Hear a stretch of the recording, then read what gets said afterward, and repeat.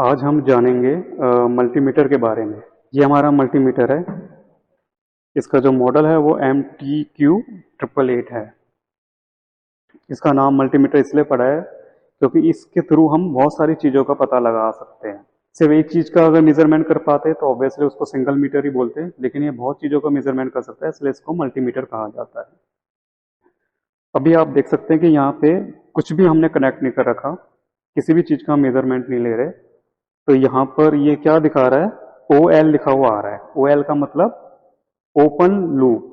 तो इस टाइम ये ओपन लूप पे है, इसलिए यहाँ OL लिखा हुआ आ रहा है। यहाँ से हम ऐसे इसको स्विच ऑफ कर सकते हैं। अगर हमें वापस स्विच ऑन करना हो तो वही हम पावर के बटन को थोड़ी देर तक प्रेस करेंगे और ये ऑन हो जाएगा। यहाँ पे APO का मतलब होता है ऑटो पावर ऑफ, यानी अगर हम थोड़ी देर तक इसको अगर यूज ना करें 10 मिनट तक तो ये अपने आप स्विच ऑफ हो जाएगा। अब यहाँ पे हमारे पास ये 4 स्विच दे रखे हैं। ब्लैक वाला जो पॉइंट है ये कॉमन पॉइंट है, तो इसको हमेशा यहाँ कॉमन पे ही रखना होता है। हम मल्टीमीटर से देखेंगे कि हम कौन कौन सी चीज नोट कर सकते हैं, ये वन बाय वन।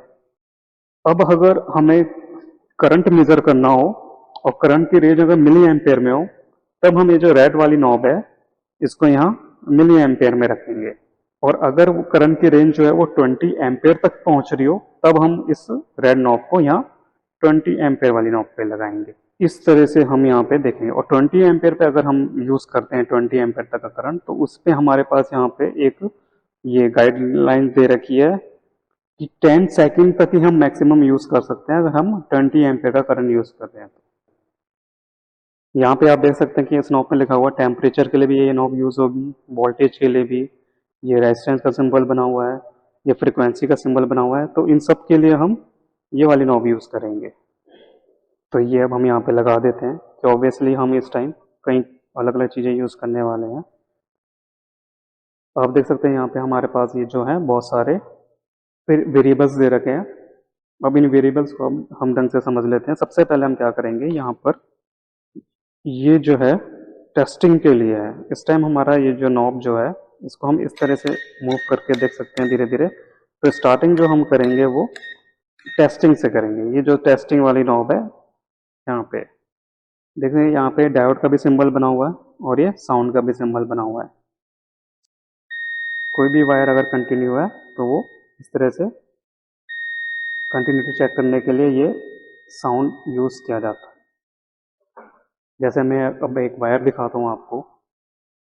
सपोज करिए ये एक वायर है और ये वायर एक कहीं से ब्रेक हो रखी है, तो ऑब्वियसली हमारा कनेक्शन, हम इस वायर को अगर लगा भी देंगे तो भी वो कनेक्शन वो कंप्लीट नहीं हो पाएगा, क्योंकि ये वायर अंदर से ब्रेक ब्रेक है। उस ब्रेकेज के लिए हमें चेक करने के लिए, कंफर्म करने के लिए कि वायर सही में अंदर से ब्रेक है या नहीं है, उसके लिए हम इसकी कंटिन्यूटी चेक कर सकते हैं। तो अगर हमें इसकी कंटिन्यूटी चेक करनी होगी तो एक को हम यहाँ लगाएंगे सिरे को, एक यहाँ को। और अगर ये साउंड सिंबल आता है जैसे कि इस केस में आ रहा है,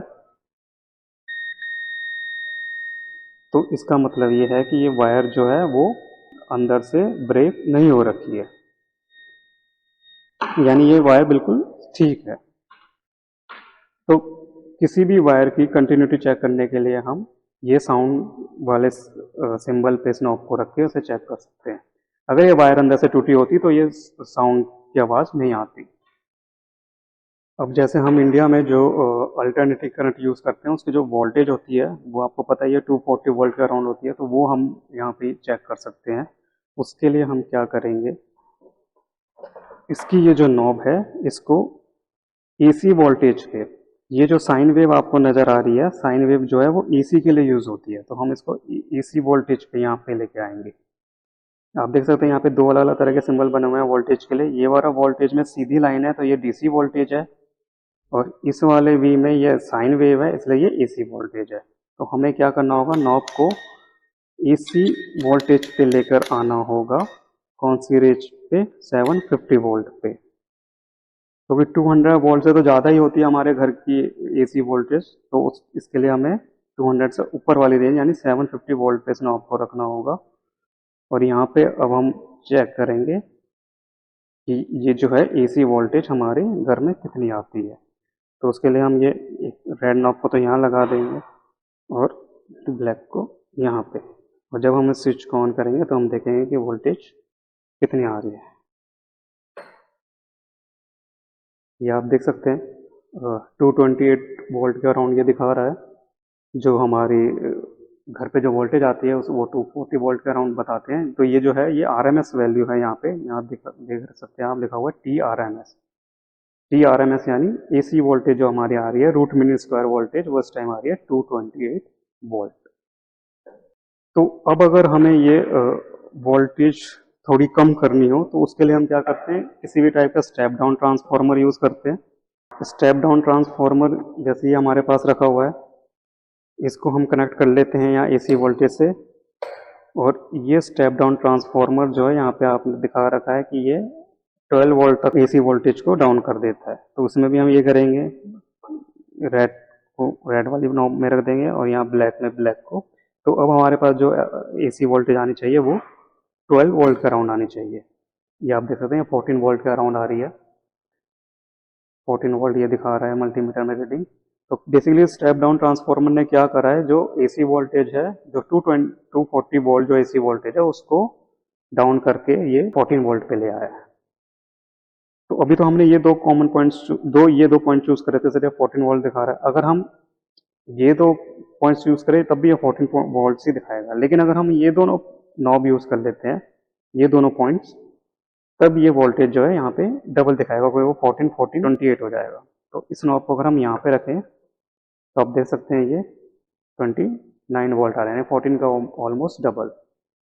अगर हमें ये चेक करना हो कि ये करंट कितना दे रहा है, वैसे तो इसमें लिखा हुआ है 1 एम्पेयर का करंट ये जो है शो कर रहा है, 1 एम्पेयर का करंट। लेकिन अगर हमें फिर भी मल्टीमीटर के थ्रू फाइंड आउट करना हो कि वो कितने वैल्यू का करंट दे रहा है, तो उसके लिए हम क्या करेंगे, करंट के लिए जैसे मैंने आपको स्टार्टिंग में बताया था कि हमें नॉब जो होगी वो यहाँ 20 एम्पेयर वाली नॉब में लगाना होगा।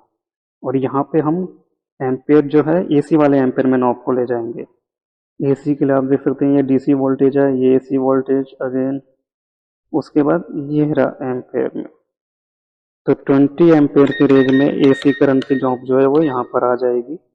और यहाँ पे ये आप देख सकते हैं कि ये कितना दिखा रहा है करंट, ये ऑलमोस्ट दिखा रहा है 4 एम्पेयर के अराउंड आरएमएस वैल्यू।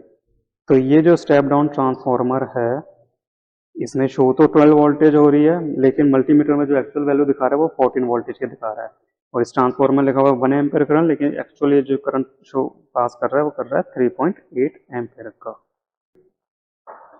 अब बाई चांस समझिए हमें अगर किसी रियोस्टेट की रेजिस्टेंस फाइंड करनी हो टोटल, तो हम कैसे फाइंड करें। ऑब्वियसली उसके लिए भी फिर ये रेड नॉब जो है हम ये जहाँ पे ओम का सिंबल बना हुआ है यहाँ पे लगाएंगे।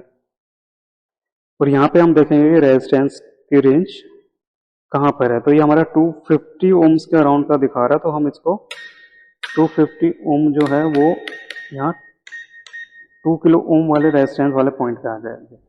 हम इन दोनों पॉइंट्स को कनेक्ट करेंगे मैक्सिमम रेजिस्टेंस फाइंड करने के लिए।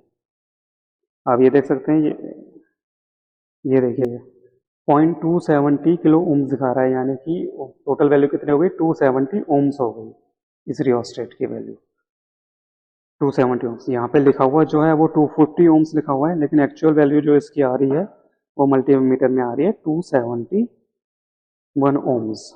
ऑब्वियसली रियोस्टेट है तो ये वेरिएबल रेजिस्टेंस है। अब अगर इस टाइम इसकी रेजिस्टेंस जो है मैक्सिमम तो 270 है, हम जितना इसको मूव करेंगे उतनी इसकी रेजिस्टेंस चेंज होती चली जाएगी। लेकिन मैक्सिमम जो इस रियोस्टेट की रेजिस्टेंस है वो है 270 ओम्स के अराउंड।